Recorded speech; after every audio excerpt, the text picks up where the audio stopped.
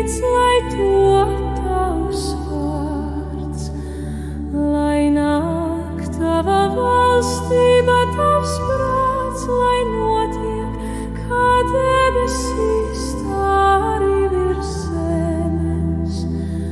Mūsu dienišķo maizi dod mums šodien, un piedod mums mūsu parādus, kā arī mēs piedodam saviem parādniekiem, un neieved mūsu kārdināšanā, bet atpestī mūs no ļaunā.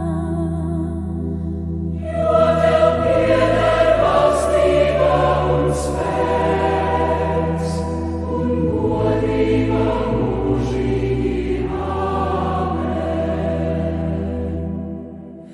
Mūsu Tēvs debesīs, svētīts, lai top tavs vārds, lai nāk tava valstība, tavs prāts, lai notiek, kā debesīs, tā arī virs zemes.